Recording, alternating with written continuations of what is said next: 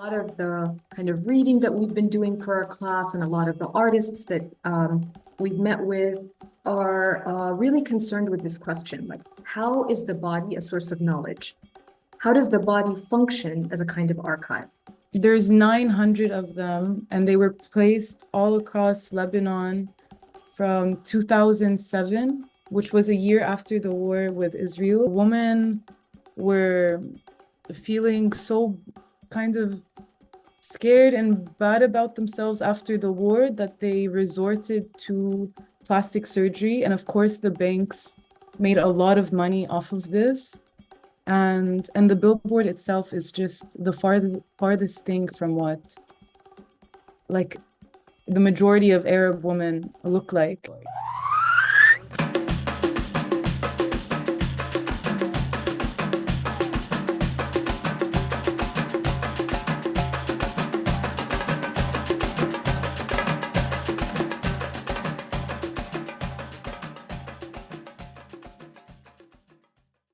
So hi, everyone. It is so lovely to see you this evening, a meeting of the Body Archive class at 8 p.m. And that's really because we have two very special guests today who are in different locations. Reem Falaknaz, who is currently in Oman. She's actually a photographer who's based between the UAE and Oman, and she's joining us from there tonight. And we also have with us Lara Chahine, who's an artist currently based in New York. She's between New York and Beirut. So we have people who are constantly on the move and in different time zones, and I'm so pleased that we're able to get them both here together. And as you know, part of the reason we are speaking them today is because we read a publication based on an exhibition that they jointly participated in.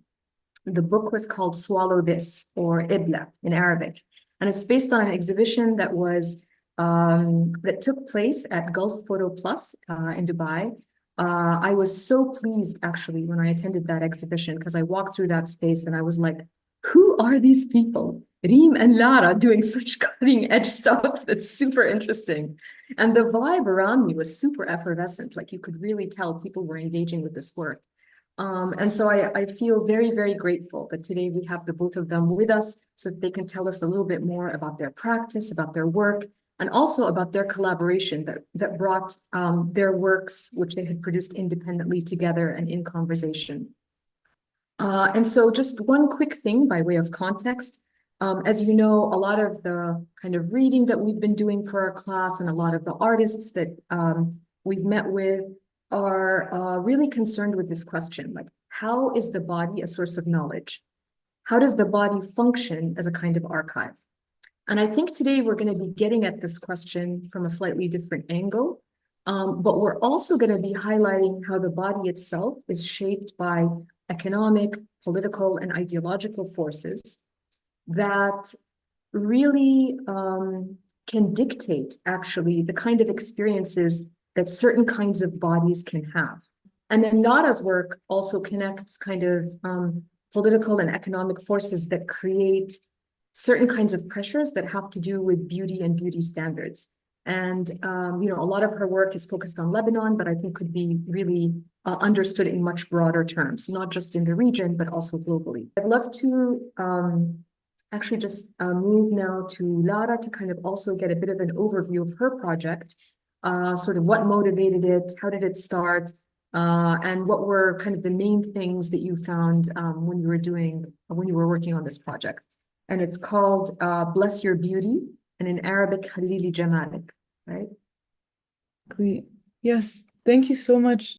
When I was in university doing a photojournalism class and we had to pick a project, my professor at the time, his name was George Azad, and he told us, when you're picking a project, try to do something that you really love or something that you really hate.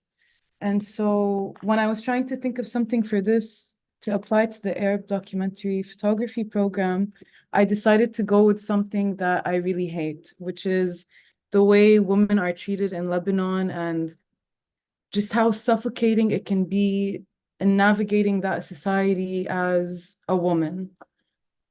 So this is Bless Your Beauty. So this is my grandma, and I'm starting off the slideshow with her because she was very soft spoken when I asked her what beauty means to her as an older woman who kind of lived her whole life in the village. And she said, I don't really care about my beauty. God gave me what I have, and that's that. But no one feels safe from anything these days. So how can I feel beautiful? And I just felt like that's extremely relevant with everything going on in the world now and how beauty isn't or shouldn't be a priority, but in Lebanon, it absolutely is, whether it was in times of war, whether it was in times of celebration, no matter what, I feel like the biggest industries in Lebanon are food and beauty. And they really measure sort of not the progress. I think in general, progress is measured by the status of a woman. But in Lebanon, it's so ornamental. And I feel like as long as the women sort of look beautiful and are taking care of themselves and are taking care of their home and their household, then all of the other really corrupt problems in Lebanon are kind of just second degree and not as important. So this is my teta, my grandma. And moving on. So when I was working on this project, it was during Corona, and there wasn't, it was difficult to get in touch with women and kind of photograph people or places. So a lot of this work was based off of like desk research, online research, and also a lot of introspection and my place in all of this. And I found a journal entry when I was like 7 saying how I was finally happy that my mom removed my middle eyebrow hair because I grew up in Boston when I was a kid. And I feel like I was definitely the hairiest girl in the class. So from a very young age, I kind of felt different in that sort of way, especially with my mom being an Arab woman who also taught me all of her beauty regimens. So I'm kind of starting black in an opposite direction. So I created the zine towards the end of the project, but it wasn't until I made these collages that I realized what the themes of this series is actually, because there was a lot to tackle. And after kind of taking a bunch of pictures, collecting a lot of things online, and then really physically just throwing up on pieces of paper, I realized that the main themes were for example, like quick fix solutions and consumerist culture and how you can buy whitening cream or bleaching cream or waist shapers or breast enhancement papaya soap, or you can go to a doctor who likes to act as a wizard who will just, boopity boppity boop, like he'll fix all of the problems that you have, problems, and it's as if they never existed, which is obviously not the case. And the doctor I used here is Nadir Saab, who will come up again later. And so that was one of the main themes for sure, quick fix solutions.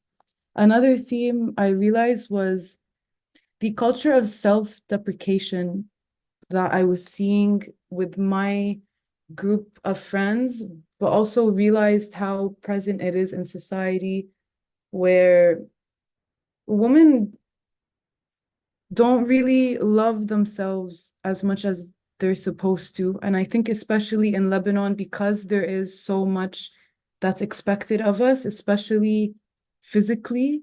And so this is a collection of screenshots from my own like personal WhatsApp between me and my friends or on group chats where there's always this conversation of, I don't like this about myself. I need to do this to be better. I need to lose weight. I need to go to the gym. I need to get a nose job. And it was becoming very suffocating, realizing how present those conversations were and still are. But I think now we're becoming more self-aware and it's becoming less and less, at least in my circle of friends. Another theme I realized was, of course, that of sexuality and how women in Lebanon, especially kind of with the rise of like Haifa Wahbi and Maya Diab and all of these kind of iconic pop singers, how Lebanese women are kind of not all of them, of course, but we're kind of expected to be objects of sex, but we're shamed as subjects of it. So it's really just ornamental. As long as we look the part, it's great. Any moment we act on it, we're shamed. And so this is also part of, the zine and being a tufaha madrube, or kind of being a beauty mongrel where we have to fix everything about ourselves and then get hymenoplasty, and like really from the inside out, our bodies are objects. And beauty, when it, as opposed to being something that's self-serving, is really just serving others. And here as well, it says, like I measure my femininity with spoons of wax for hair removal. Also, so when I was online, I read someone say إنه شرف المرأة مثل الكبريت بس بتشعل مرة, which means a woman's honor is like a match. It can only be lit once, which is horrible. Like that was crazy to read. And a lot of the times when I came across research that had some sort of visual language, I tried to translate it into something visual. So this is the original picture of this. And on the right, you have a bunch of catcalls that you usually hear from men on the street. A bit of humor. So these are all Instagram filters created by Lebanese women, and you can tell that each one of them is very different in nature, and just the whole idea of existing online as a different persona. So this billboard there's 900 of them, and they were placed all across Lebanon from 2007, which was a year after the war with Israel. And I just found it very shocking that the Lebanese government, after coming out of a war, had the money to advertise 900 billboards that are basically, the advertisement was for a plastic surgery loan. And there's women selling their cars, and they were going out of their way just to be able to get a nose job. And the timing of it was just extremely ironic. And there was also some research that went into it that women were feeling so kind of scared and bad about themselves after the war that they resorted to plastic surgery. And of course, the banks made a lot of money off of this. And the billboard itself is just the farthest thing from what like the majority of Arab women look like. And the slogan was, "Have the life you've always wanted," which was also just very uncanny after a war that was devastating. This is my face on a photocopy machine, and also it just alludes to kind of this copy-paste culture that exists in Lebanon, where a lot of the women are sort of morphing into a very similar aesthetic, which erases our cultural identity. I mean, you can tell so much about a person's heritage just from their nose, for example, and that's one of the first things that women go to change.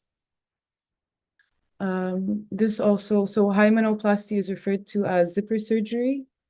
So also just kind of translating those types of phrases into imagery. As I mentioned, so I couldn't get in close contact with a lot of people because of coronavirus, but there was so much I wanted to know, especially when it came to hymenoplasty. So I found this doctor and I went to his clinic and went under the guise of Lana. So my name was Lana. I went into a relationship that I regret. I'm looking to have hymenoplasty.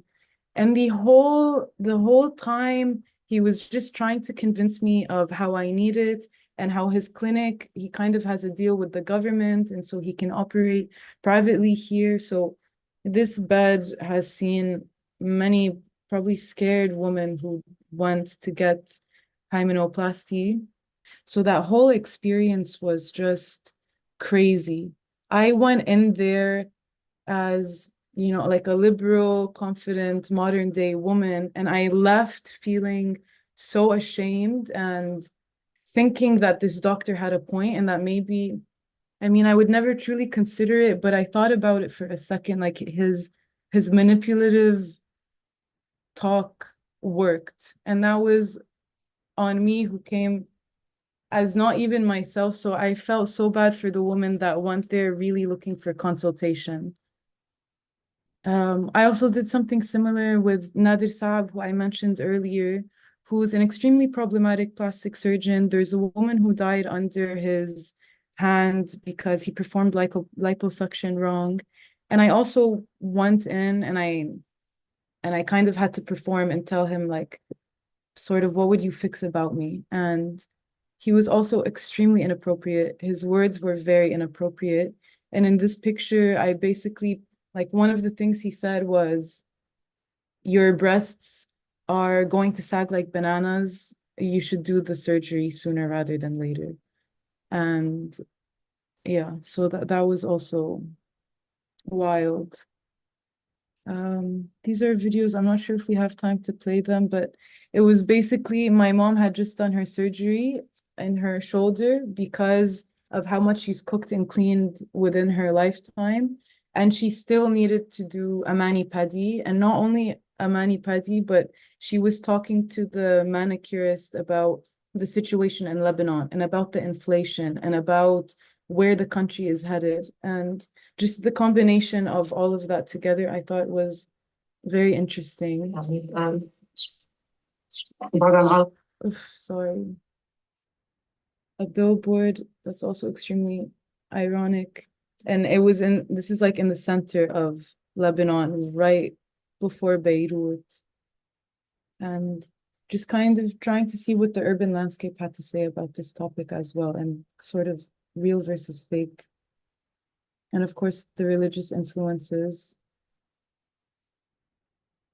and how easily discarded beauty is after you get what you want from it. And then I went into portraiture. Someone reached out to me at one point during the program and was like, you have no pictures of women, we have to change that. So I started with a self-portrait of myself, sort of inspired by this image and the idea of self-harm and self-deprecation as well, especially in high school. We can be very mean to ourselves. So I tried to take a more wholesome, self-loving photo. My friend Lujane, she got a nose job when she was 16, and she woke up in the middle of the surgery to the doctor hitting her nose with a hammer because he had to break the bone. And she woke up at that moment and remembers the sound and remembers his face. And so that experience for her was very traumatic. And I included it in the project just to remind everyone that plastic surgery is not a glamorous operation. It is very traumatic on the body and it shouldn't be taken so lightly. Reem, and just the idea of, Arab identity. And for the longest time, she was trying to stray away from that, when in reality, she looks exactly like this woman in this painting.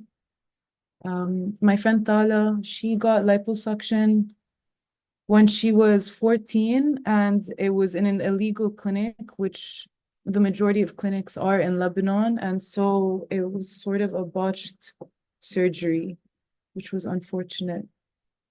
My mom and Shirmin on a rooftop in Beirut. And I'll just leave it at that for now. Thank you so much. Thank you so much, Lara. This was really, it felt like, traveling through so many different kinds of spaces that you've shared with us visually, from things like the kinds of chats that we have on our phones, to Instagram, looking at filters, billboards in a totally different kind of size, but all over the landscape of the city.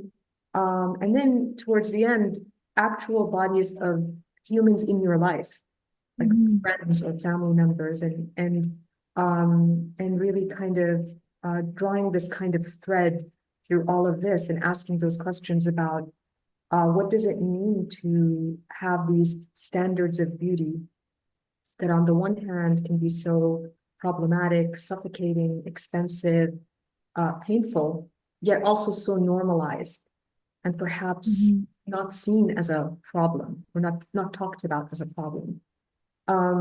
So I'd love to perhaps also, when we come back to your work, maybe delve a little bit deeper into this process that you've described of the zine making. Like what was that like for you? And I'm really interested in that because one of the things we're hoping to do with our class is actually engage with a method that's called self-tracing, where people sort of collect fragments over time of things that they have strong feelings about, or feelings, doesn't have to be strong, good or bad, but that ultimately bringing those together into some kind of format. So I think it could be really interesting for us to hear a little bit more about that process.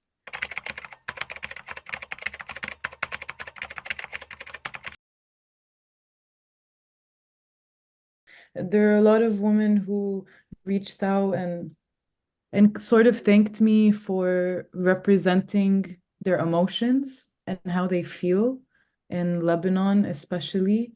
And I didn't get any sort of backlash or negative commentary. I think the majority of it was positive and sort of thankful. And there were a few mothers who were happy about it, that they could show this to their daughter, or they could apply these themes like for their daughter so that they can grow up in a better society. So slowly but surely, I think we're moving in the right direction. Yeah.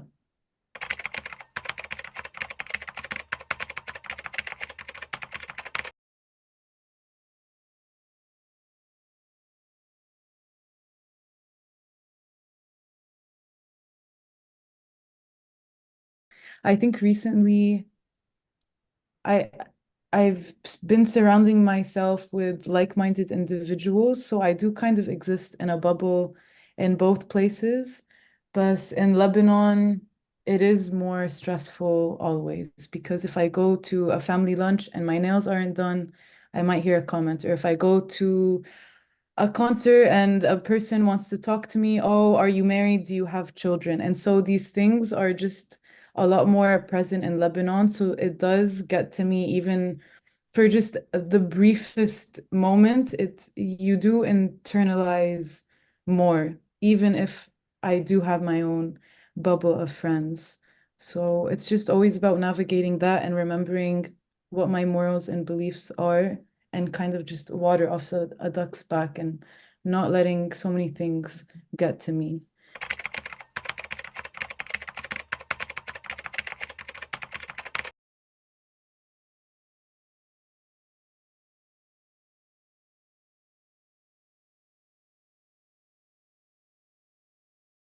So my dad was at the exhibition in Dubai, and he hadn't seen much of my project, just not intentionally, just dad things. My mom was more involved in it. And so he saw the image that says "شرف المرأة مثل الكبريت." But sorry, he saw the one that said a woman's honor is like a match, it can only be lit once. And then he was like, yeah, you're right. Like he was agreeing with it. He didn't realize that I was being sarcastic. And I was like, Bob, this is so counterintuitive. Like you're missing the entire point. No, that's not right.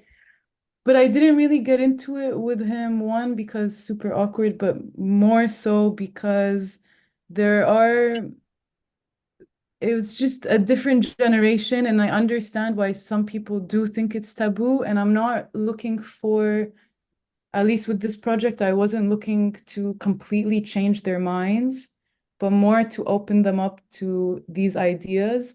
And for people who are already on the fence to be more open. So my intention is with people who are already sort of having these internal dialogue.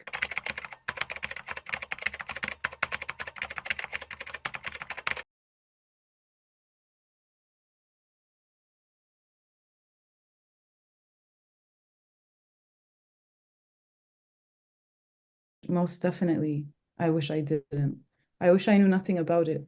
I wish as I grew older, I started experimenting more with what I looked like and what I thought was beautiful and what I thought wasn't, through just just fun, through style, changing my hair, shaving my eyebrows, growing out my eyebrows, really just experimenting with what I find beautiful for myself and not what my mom is telling me is beautiful for me or what works for me and a certain group of girls who aren't as hairy as I am.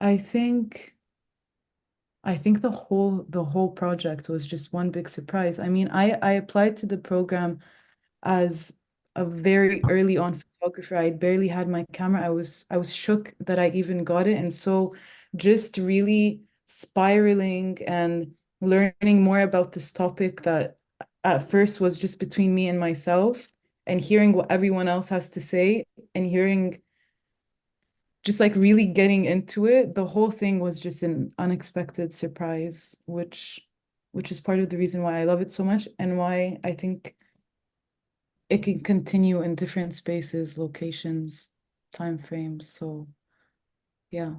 Thank you so much for all your questions. That was really great to hear your thoughts. I really want to thank you both, Lara and Reem, because I think you've managed to create a kind of visual language for something which, on the one hand, is hyper public, yet at the same time hyper taboo. Like so. This is really, I think, the main thing that's really come out of this conversation for me is that sometimes the things that are in some ways the most obvious are the things that get obfuscated, because of certain norms about what can be talked about or what shouldn't be talked about. And I think, as we continue in our class to, meet with people who are doing this kind of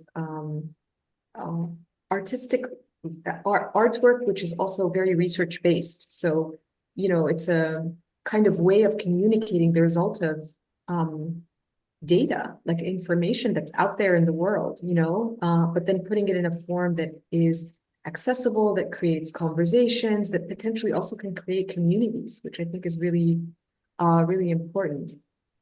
So I can't thank you enough, really, for taking the time to share this with us. And I don't know if there's anything maybe you want to say in the end, kind of to conclude, or maybe if you want to share with us, like, if you could imagine one thing that would happen with this work that you would wish for in the future, what would that be? One thing I would imagine with this work. Well, more conversations like this and getting to meet people and getting to talk about it. Like it's always a very therapeutic, holistic experience. So like I'm already very satisfied with how it grew and meeting Reem and having that be the first exhibition, but it's always a pleasure being able to speak about it with people who are interested. So more of that, hopefully. Yeah, always a pleasure. Thank you very much, May, for having us, really.